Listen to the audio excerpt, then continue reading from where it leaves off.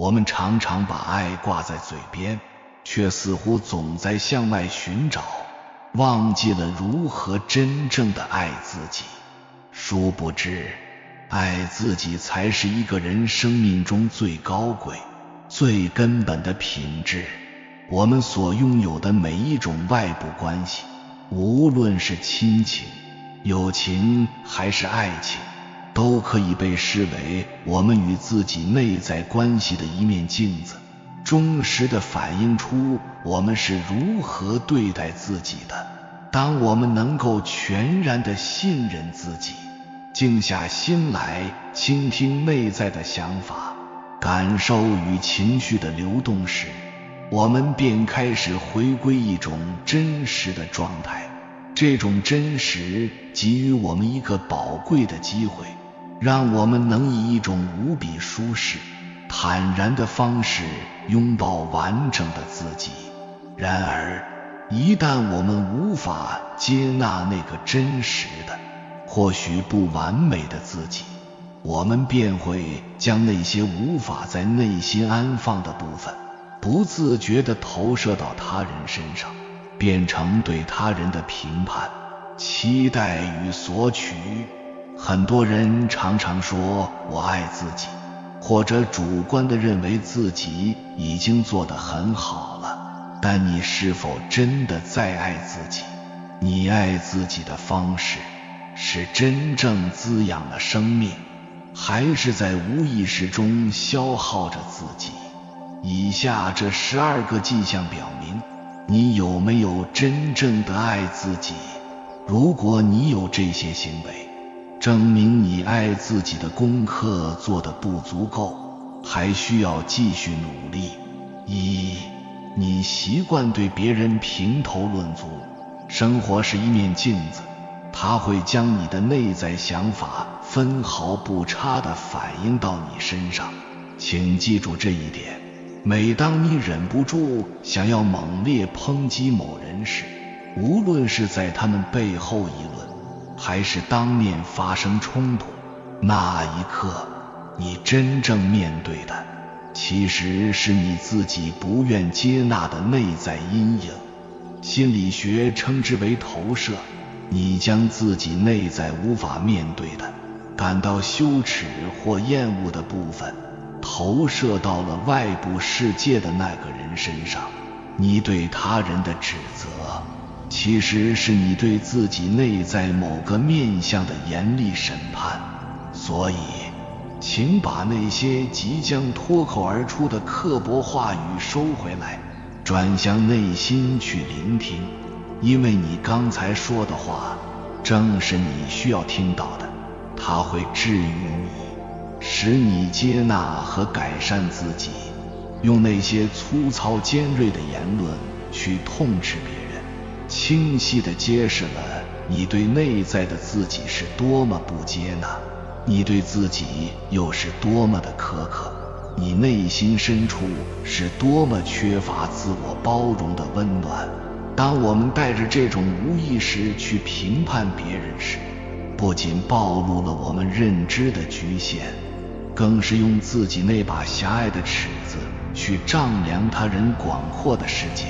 在不知不觉中，用我们的念头能量伤害了他人，也耗损了自己的磁场。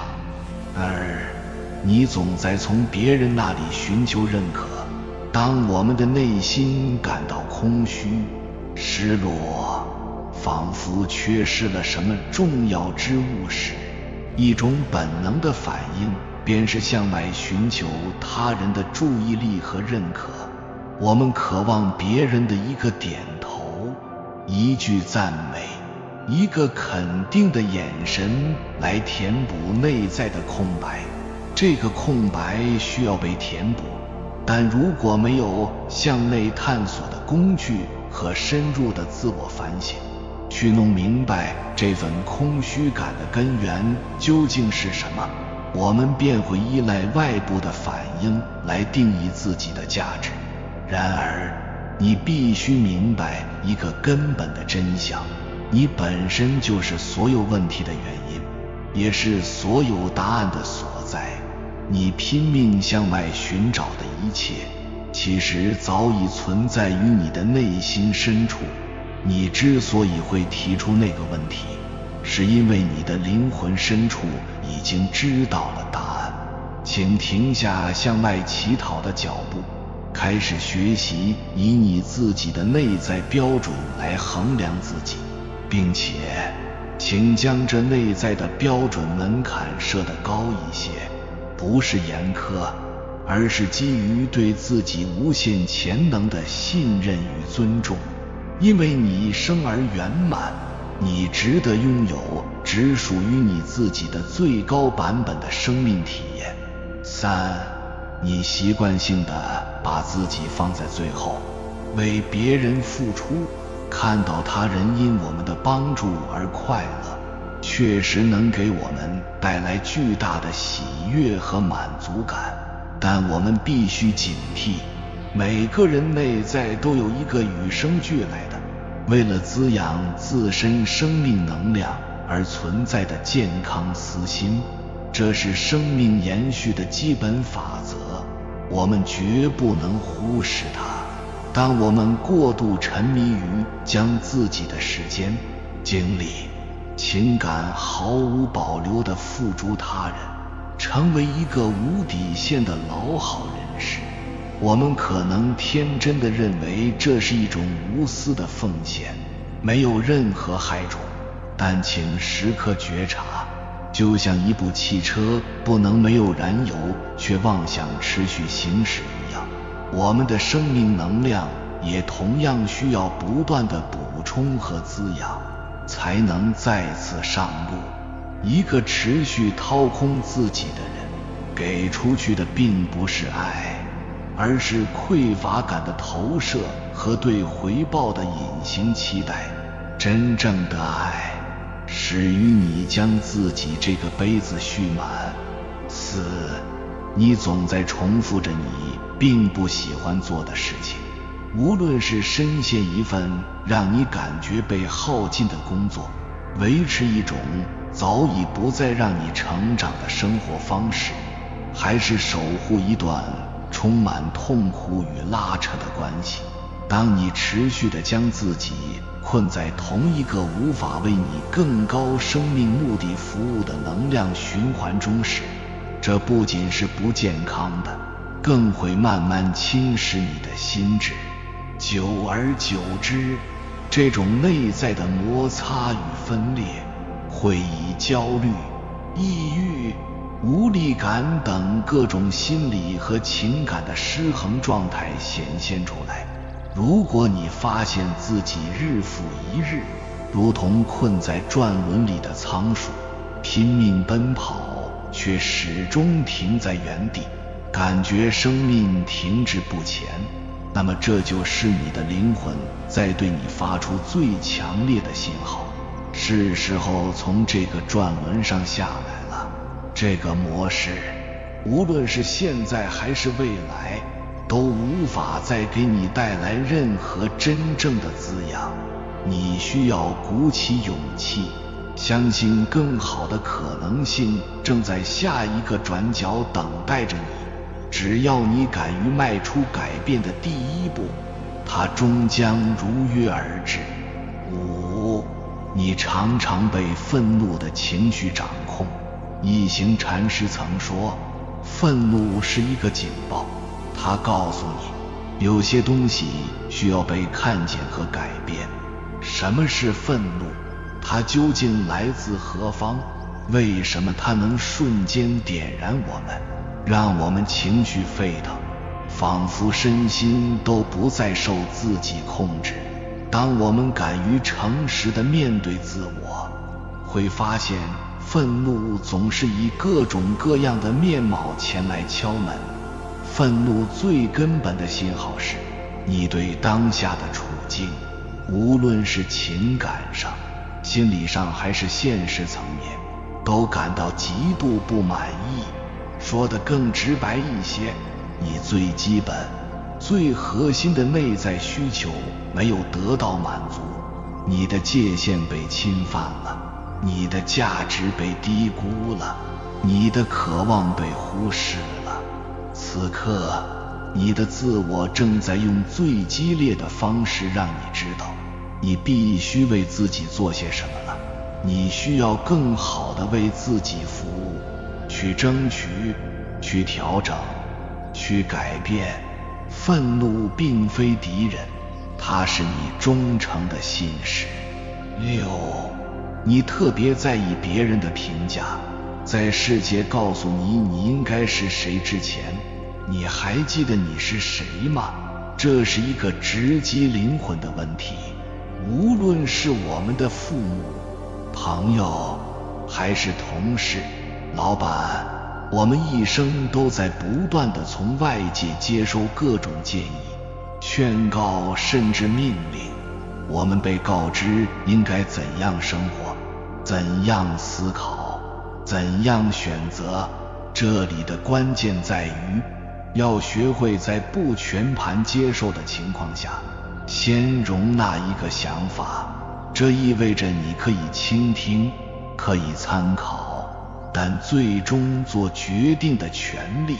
必须牢牢握在自己手中。请仔细觉察，你允许哪些声音，哪些观念参与到你的人生决策中来，因为这是你的人生独一无二的旅程。真正在经历这一切甘苦的，从始至终只有你一个人。别人的评价永远只是他们个人世界的投射，而你的感受才是你唯一的生命导航。7. 你会为了取悦别人而说些善意的谎言，即使是那些看似无伤大雅的小白谎，其背后也反映出你内在自信心的匮乏与对真实的恐惧。永远不要为了给他人留下一个好印象而贬低、伪装真实的自己，这本质上是一种自我背叛。请勇敢地做你自己，展现你最真实的样子，因为原本的你就已经足够美好，足够值得被爱。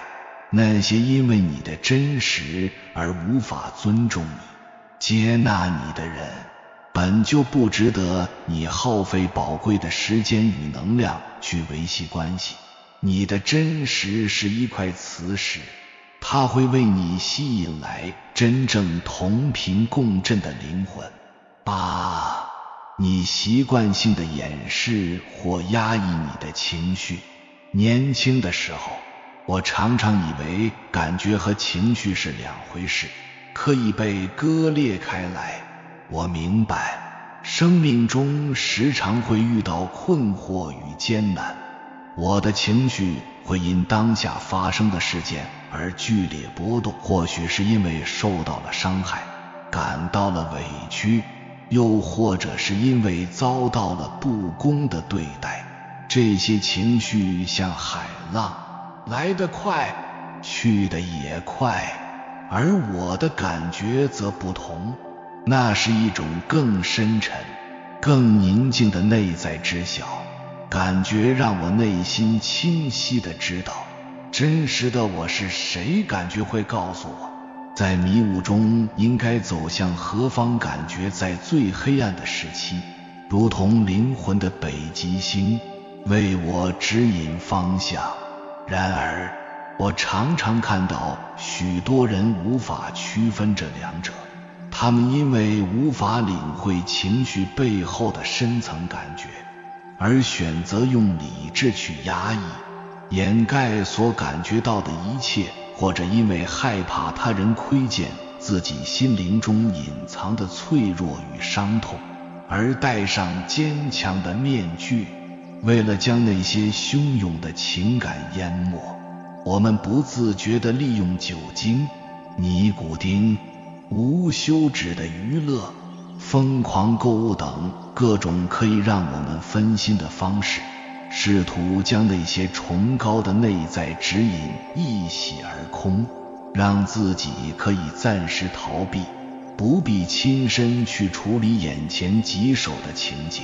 这其中最悲剧的是，当我们选择用麻木来忘记那些不好的事情时，我们也一并忘记了生命中那些美好的事物。我们的心变得迟钝而坚硬，失去了对喜悦、感动与爱的敏锐感知力。9. 你无法做到对自己的优劣兼容并包。当我们经历了某些情感上、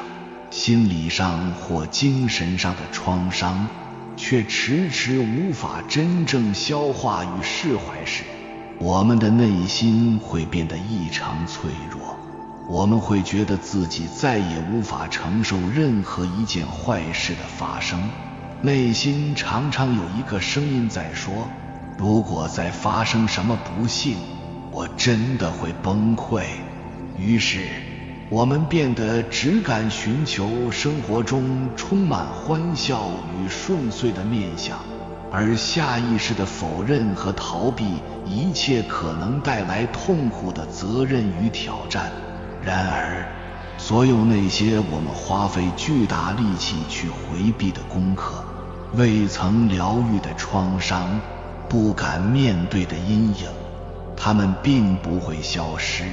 只是暂时被压抑。它们总会在某个不经意的时刻，以更激烈的方式卷土重来，找到宣泄的出路。真正的疗愈与成长，始于我们准备好停止奔跑的那一刻。当我们终于愿意转身，向那些长久以来纠缠我们的痛苦与折磨投降，不是认输，而是全然地看见、允许和感受它，我们便能瞬间释放它对我们身心的捆绑与控制。那一刻，我们才真正准备好重新负起自己生命的全部责任，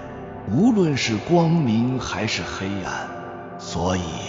请允许自己清空头脑中那些对痛苦的抗拒吧，因为苦难的唯一目的，就是为了唤醒沉睡的灵魂。10. 你对自己过分苛刻，从不放过自己。我个人相信，自我接纳和谦卑相辅相成。生命的本质是一场不断学习和成长的旅程，它的意义在于体验与领悟，而不在于用道德的标尺去苛刻地计算我们累积了多少业力，犯过多少错误。对于那些我们曾经因为无知而犯下的过错，或是因为局限而做出的不当选择，当我们今天以更高的智慧回看时，可以做到发自内心的原谅自己。那一刻，我们的意识便提升到了一个全新的境界，一个充满着爱、自我接纳与彻底释怀的维度。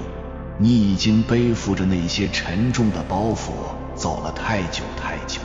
现在是时候把它从你疲惫的肩膀上扔掉了。你的过去不定义你的未来。11. 你总是不相信自己的直觉。我们每个人都拥有与生俱来的直觉，它可能是一个突如其来的闪念，一个内心深处微弱但清晰的声音，或者是一种没有来由的身体感受。它总是在默默地指导着我们的决策过程。它超越逻辑，超越经验，是来自更高智慧的低语。然而，是否要听从这一直觉，选择权永远在你手中。但请记住，通往智慧的捷径，往往就是选择你那未经思考的第一个闪现的念头，那通常是你灵魂最真实的回应。下一次，当那个声音出现时，试着不加评判地去信任它。12. 你没有真正跟随你的内心，在你的意识心大脑有时间启动它的逻辑分析，权衡利弊，调动过往经验来处理你的感受之前，你的内心，或者说你的心轮，其实早已洞悉了一切。在生命中的任何一个十字路口，你总会被一股温柔的力量轻轻地推动，总会得到一个深层的内在认知，让你清晰地明白，是应该继续走下去，还是应该转身离开。然而，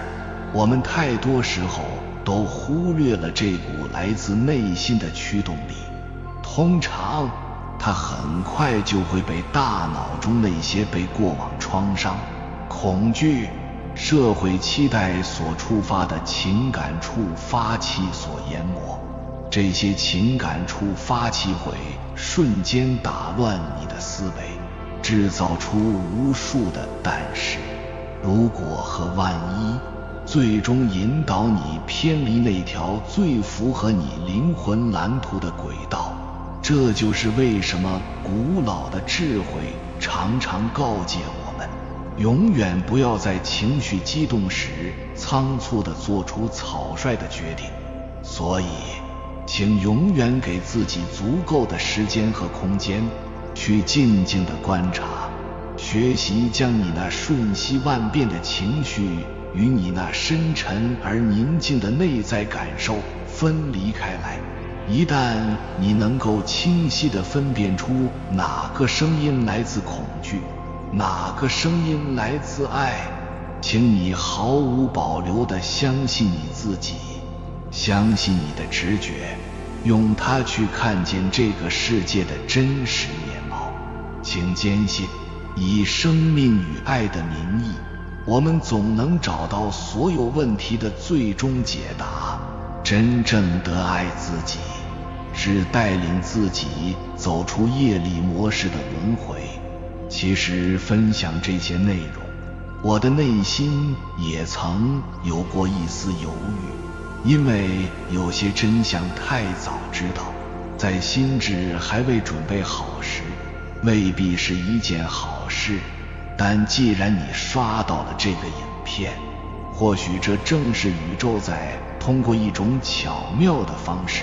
向你投递一些至关重要的信息。所以无论你当下能听懂多少，都不妨敞开心扉，静静地听下去。首先，我们要穿越的第一重轮回叫做冥印。简单来说，就是我们如何被动地编写了自己的人生程序。让我们先暂时忘记自己作为一个人的身份，把自己想象成一个刚刚出厂、硬盘纯净的计算机程序。在我们咕咕坠地的那一刻，这个程序是空的，充满了无限的可能性。接着，你在这个世界上听到的每一句话，看到的每一个人，经历的每一天，都会像一行行代码一样被记录、储存下来，最终形成一套复杂而精密的自动化程序。这套程序将在你未来的岁月里自动运行出你的思想、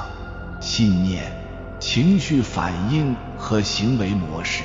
如果你对佛学有所了解，可能会称这个过程为阿赖耶识的熏习。第八识如同一座巨大的仓库，储藏着我们无始劫以来的一切业力种子。但我想用一个更通俗的方式来表达，时间并非孤立的点状存在，你要深刻地意识到，你此时此刻的状态是你整个人生过往经历那一条长长的时光之路所共同投射出的一个全息影像。正在此刻的我们需要具备一种能力，去回溯并看清这个投影的源头。那么，什么叫投影源？我举一个生活化的例子。现实中，有些人总是反复陷入虐恋关系中，他们迷恋那种爱而不得的拉扯感，享受痛苦带来的深刻存在感。一段健康、正向、稳定、充满安全感的感情，反而会让他们觉得索然无味，甚至想要逃离。这种独特心态的投影源究竟是什么呢？很大概率是在他童年时期，他从未得到过父母无条件的纯粹的爱，他的存在总是被忽视，他的价值总是被打压，他只有在表现好或闯祸时才能获得关注。于是在他潜意识的程序里被写入了这样一条核心信念：爱一定伴随着痛苦，被关注一定需要经历过山车般的情绪体验。这套程序一旦写成，他接下来的人生旅途就会像一个自动导航系统，不断去搜寻、匹配并创造出这种他所熟悉的痛苦体验。他会主动吸引那些能带给他痛苦的人，会无意识地破坏掉美好的关系。哪怕他幸运地遇到了真爱，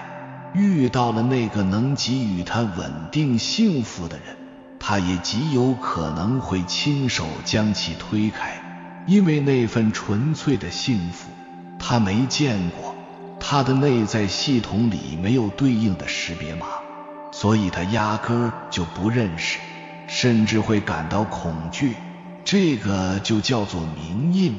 也就是我们常说的命运的轮回。听起来似乎很可怕，仿佛我们都是被过去编成的木偶，但其实解决的方法出人意料的简单。从做好人、做好事开始。你可能会觉得奇怪，为什么做好人就是在爱自己？为什么做一个善良的人就能带自己走出宿命的轮回？让我们回到刚才那个命运是个程序系统的设定中。既然是程序，那么你要给它喂什么样的数据呢？是充满怨恨、嫉妒、恐惧的垃圾数据，还是充满爱、喜悦、感恩的美好数据？你必须清醒地认识到，你当下的每一个念头、每一句话语、每一个行为，都是在给你自己的生命程序输入新的数据。每一个微小的善意，每一次发自内心的帮助，都是在为你的底层系统注入正向的数据流。做好人，做好事，其本质是在积累美好的感受。那些因你的善举而产生的温暖、连结、喜悦与和平的感受，会被你的身体细胞、你的能量场、你的阿赖耶识永远地储存下来。当下一次，当真正美好的事物、真正的爱与幸福出现在你面前时，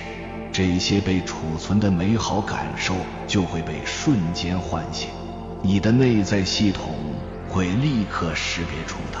并与之共振。否则，你别说抓住幸福了，你甚至都无法辨认出它的模样。因为一个人永远无法遇到他认知之外的事物。关注我比较久的同修们应该知道，我所有的分享，千言万语，其实都在围绕着同一件事，那就是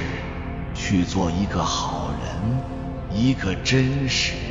善良、懂得欣赏美的人。足够有智慧的朋友可能已经领悟到，这早已不是一个简单的道德选择，而是一个深刻的利己选择，是一种对自己最究竟、最慈悲、最高级别的爱自己的选择。接下来我们要探讨的第二重轮回叫做因果，但这里有一个极具颠覆性的观点，人类头脑所理解的线性的因果律，在更高维度的实相中或许根本就不存在。学会抛下这种简单的一对一的因果逻辑，用非线性的更宏大的视角去看待人生，这才是真正觉醒的第一步。该如何理解这句话呢？请你先静下来，好好想一想，我们人类的逻辑思维是不是有其巨大的局限性？你能想到的因果，绝大多数只是基于你当下有限的认知水平、经验和信息所做出的一个极其简化的判断。你以为从 A 到 B 一定是一条笔直的箭头，但实相中它中间可能包含了无数你看不见的、纵横交错的、跨越时空的复杂曲线。我讲两个小故事来帮助你理解。第一个出自庄子，说有个人请来一位相面先生给他的几个儿子看相。相面先生看后断言他其中一个儿子将来有吃到君王酒肉的命，这在古代可是天大的福气，换做我们任何一个人肯定都会高兴坏了。然而这个故事后续的真实发展却是，这个儿子在外出时遇到了劫匪，不仅财物被抢，还被砍断了腿，最终被卖到了齐国国君那里做一个守门的奴隶。因为是君王的奴仆，他确实也吃到了君王赏赐的残羹冷炙。你看，结果应验了，但过程却与我们所想象的福报大相径庭。这就是我们线性思维的局限，我们只能想象到结果的好，却无法预料通往这个结果的曲折道路。再讲一个更为深刻的禅宗公案。唐朝时，有一位叫百丈怀海的禅师，德高望重，每日讲法时坐下都挤满了听众。其中有一位面相酷似狐狸的老者，日日都来听讲，而且总是等到所有人都离开后，他才独自离去。终于有一天，百丈禅师心生好奇，上前主动询问他：老人家，您日日前来，可是有什么指教？只见这位老者深深地向禅师鞠了一躬，缓缓说道：我并非人类，实不相瞒，在500世之前，我也曾是一位修行讲法的禅师。直到有一天，一位学人问我：请问禅师，一个大彻大悟的修行人，还会不会落入因果的法则之中？我当时毫不犹豫地回答：不落因果。就因为这句看似充满智慧的妄语，我受到了严厉的惩罚，死后堕为野狐之身，如今已在山林间流浪了整整500世，日日承受风霜之苦，却不得解脱。今日有幸得见禅师，我想恳请您用您的智慧为我点破迷津，我到底错在了哪里？百丈怀海禅师听完，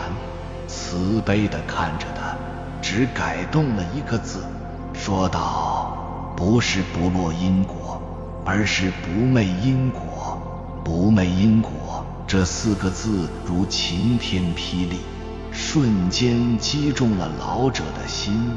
他恍然大悟，泪流满面，激动地跪下来叩拜，感谢禅师，我终于解脱了，我明白了，明天还请您慈悲，到后山的山洞为我这具野狐臭皮囊举行火化，以全我僧人之礼。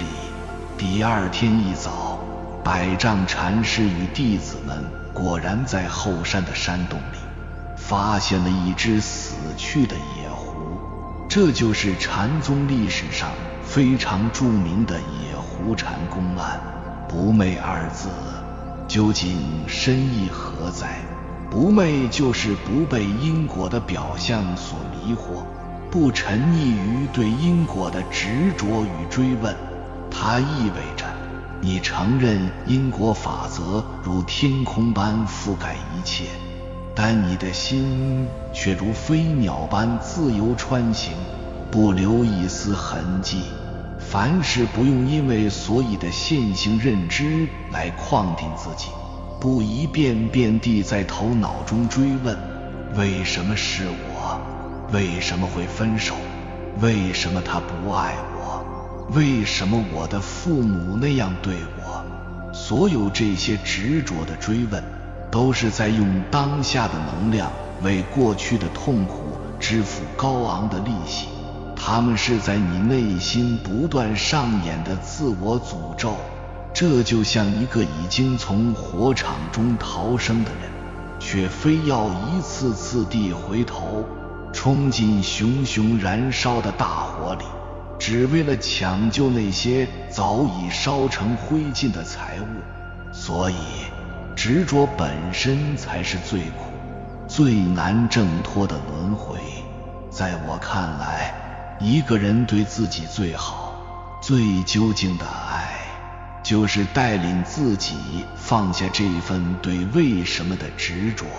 去全然的接受过去心、现在心、未来心，皆不可得去深刻的体悟。诸行无常，万事万物皆在流动变化，没有永恒，诸法无我，没有一个固定的我在承受着一切。去坦然地接受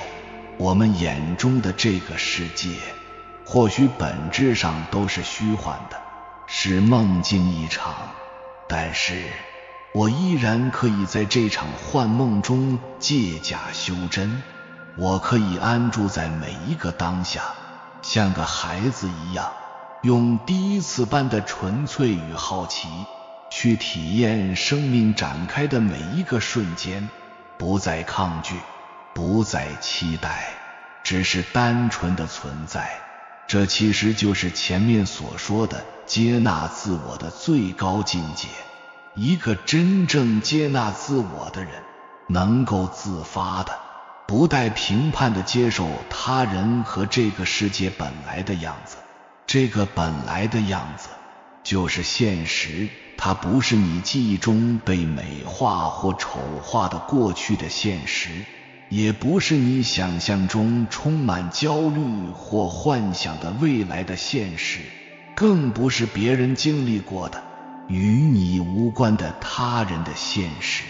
现实就是此时此刻你生命中所发生所经历的一切人和事的总和，它如同一条奔流不息的河流，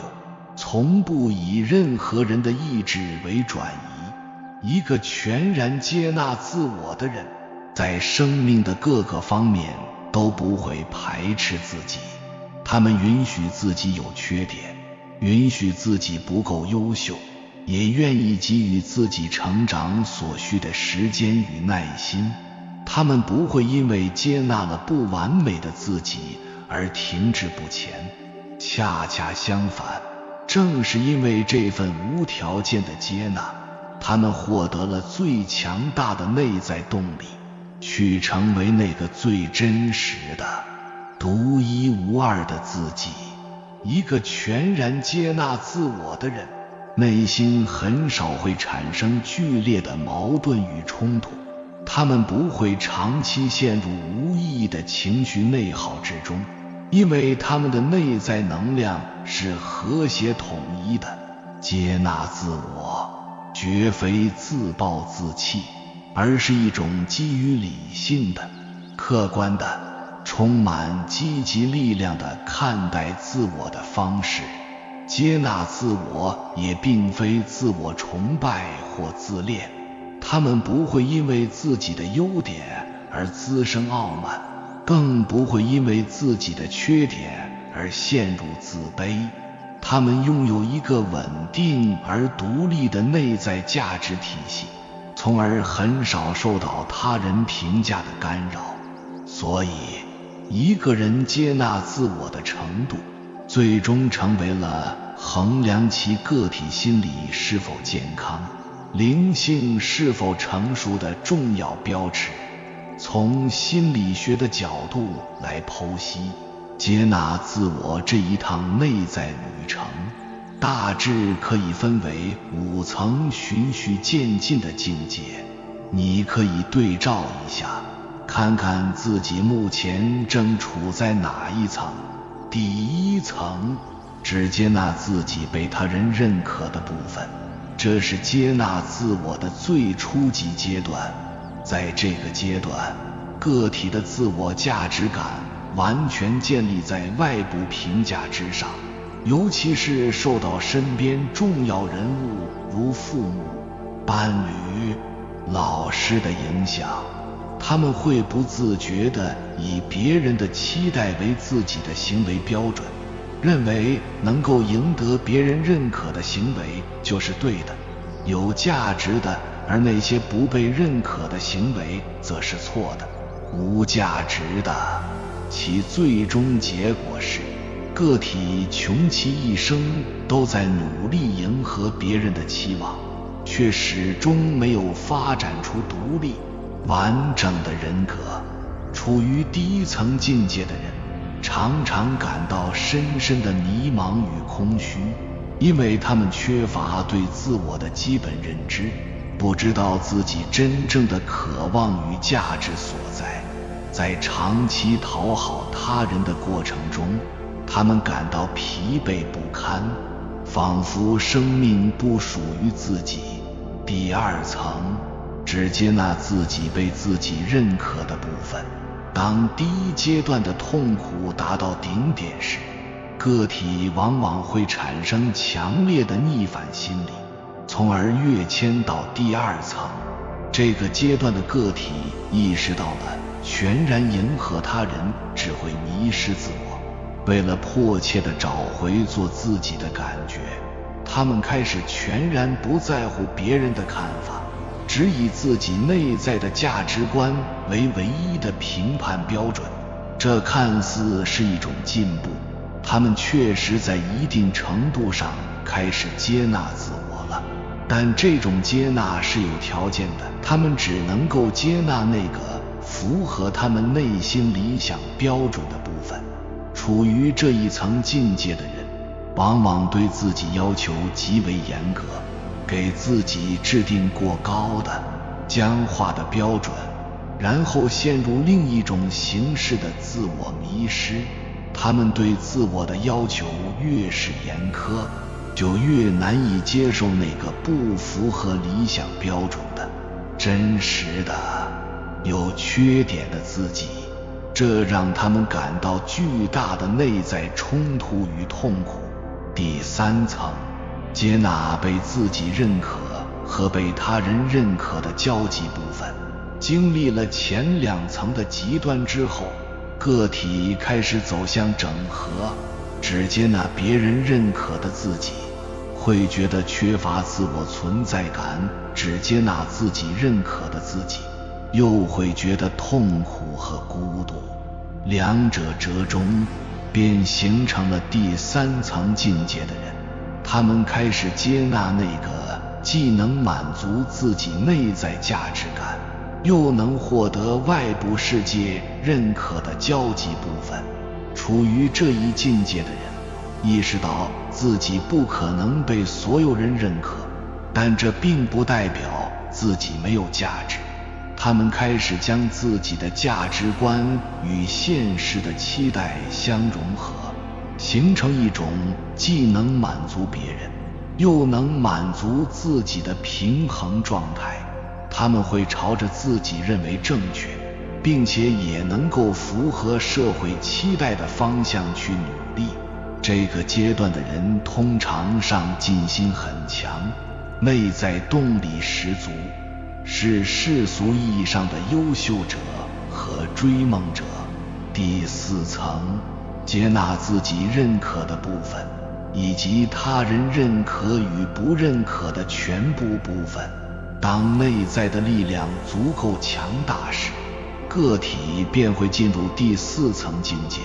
处在这一层的人，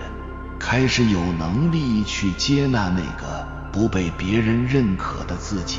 在前三层境界中，所有的接纳都是有条件的，只有当自己的行为符合自己或他人的价值标准时，才会感到满意和认可。而处在第四层境界的人，已经很少受到别人评价的影响了。他们真正做到了宠辱不惊，别人夸赞自己，他们能坦然接受别人批评自己，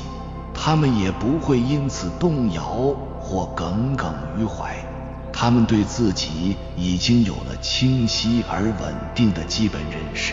只要是自己认为对的事情，就会坚持做下去，无论外界有多少噪音。与第二层相比，第四层境界的人自我接纳的程度更高，心态也更成熟，更稳定。第五层，无条件接纳，接纳自己认可和不认可的部分，也接纳别人认可和不认可的部分。这是接纳自我的最高境界，也可以称之为全然的、无条件的自我接纳。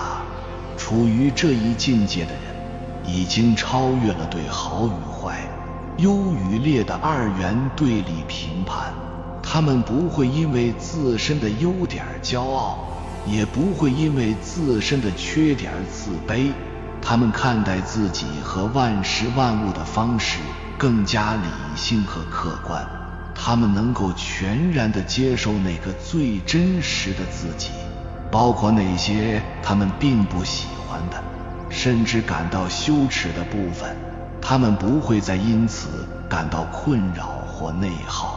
他们对现实的理解也更加客观、通透，能够根据现实情况来调整自己的需求和愿望，既不妄自菲薄，也不好高骛远。他们全然地接纳自己的智慧、形象、信念、价值观、生活目的以及周围的一切人事物。他们不会嫌弃别人不够优秀，也不会抱怨现实给自己带来的阻碍，因为他们明白一切都是其所是的样子。总而言之，我们每个人内在的成长方向，就是要朝着这个全然的接纳自我的终点去发展。清晰地了解自己当前所处的境界，就能让你意识到下一步应该如何去努力和精进。当你能够全然地爱自己，那份爱会自动从你的内在满溢而出，无需刻意。我真正愿意看到的是一个个充满爱与自我滋养的你，而不是一个在关系中不断自我牺牲、委曲求全的你。一流的爱是首先让自己成为爱本身，成为爱的源头。当你将自己的杯子注满时，你就能源源不断地把爱传递给周围的每一个人，让所有靠近你的人都能被这份能量所滋养。最终，我们共同成为爱的合一。这就是真正的无条件的爱。你只有通过先帮助自己，疗愈自己，圆满自己，才能最有效地去帮助他人。很多人内心深处都有一个错误的声音，认为自己不值得拥有最好的，认为对自己好是一种自私，认为其他人永远比自己更重要。这是一个巨大的谎言。请记住，在这个世界上，没有人比你更重要了，因为你才是你自己全部生活的源头。当你内在没有爱的时候，你是匮乏的、空虚的，就像一个空空如也的杯子，什么也给不了别人。就算你硬要给，你给出去的也只是源于头脑算计的应该，源于假我对认可的渴望，那里面不存在真正的爱，都是幻想。你们真正要做的是把所有的注意力都收回来，关注在那些能让自己真正开心、喜悦、和平的事情上面。当你开心时，当你喜悦时，你的生命之杯就会被宇宙的能量自动注满爱。当它满溢而出时，你就会在自己都不知道的情况下，自然而然地开始帮助别人了。你的能量场会改变，你所有的家人会因此变得开心，你的同事会感觉与你相处很舒服，你周围的所有人都会莫名地感到开心。所以，请把所有的时间和精力都优先花在自己身上。我向你保证，当你这样做时，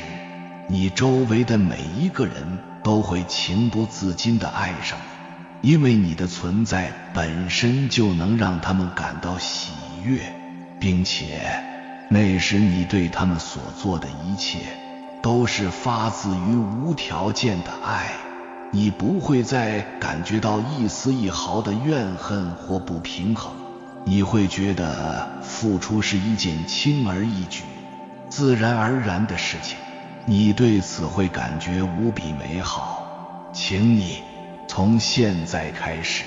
就下定决心，让自己开心起来。只有真正自爱的人，才能吸引来爱，传递出爱。你若盛开，蝴蝶自来。而这个先让自己盛开的过程，就是在最深刻地践行着无条件的爱。牺牲你自己来满足我的需要，那并不能让我真正的幸福快乐。这句话尤其值得父母们深思。孩子都是一面纯净的明镜，清晰地映照出父母的一言一行、一念一动。你只有真正的爱自己了，你才能把这份满意的、健康的爱传递给你的孩子，你的孩子才能从你身上学会如何去爱，然后反过来真正的爱你。你只有真正的尊重自己了，你的孩子才会发自内心的尊重你，听从你的教导，因为他渴望成为像你一样内心丰盛、受人尊敬的人。孩子对你的尊重，从来不是因为你的无私付出，而是因为你活出了一个精彩、绽放的生命范本。人这一生最重要的功课，就是学会爱自己。爱自己是我们贯穿一生的修行。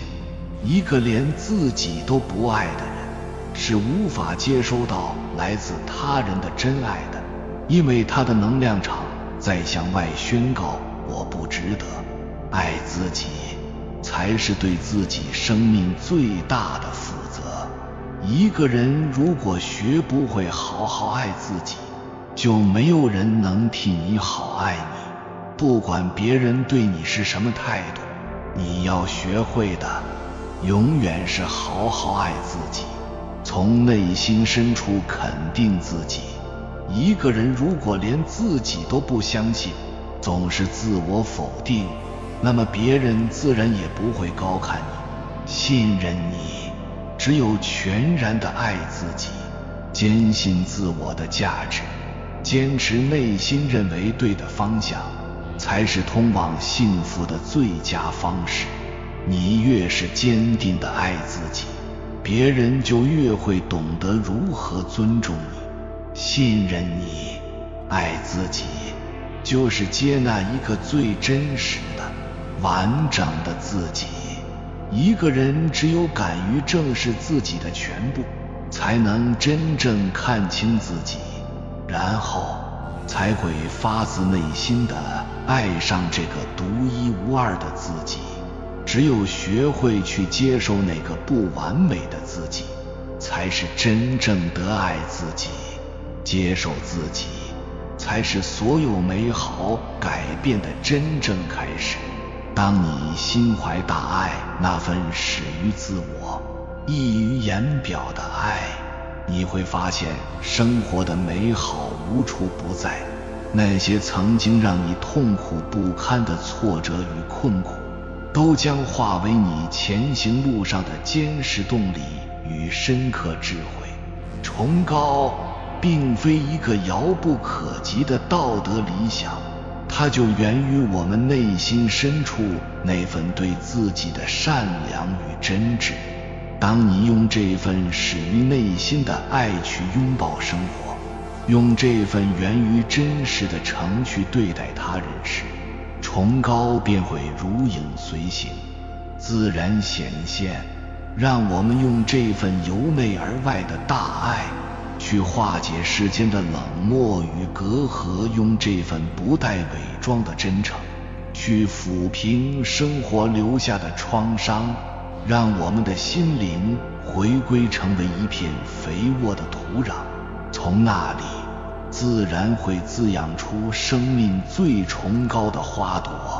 只要你的心存有这份对自己、对生命的全然之爱，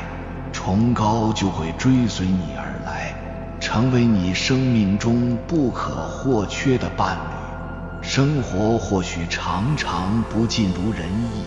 但这并不妨碍我们，只要心怀这份大爱，就能在任何境遇中创造出属于自己的那片美好天地。请永远记住，你只有通过先帮助自己，才能真正的帮助他人。爱自己，才是一切真正的爱，以及真正爱这个世界的开始。有缘人，感谢你看到最后。如果今天的视频对你有所帮助，请按个赞给我响应，留下一句接纳自己，我非常爱我自己。请慢慢的深情的默念，让爱回流。愿你的眼中有光，心中有爱，生命活成天籁。还没有订阅频道的，请点击右侧的订阅按钮，与我们建立更深的连接。随缘加入会员，与同频之人共修福报，随喜转发，功德无量。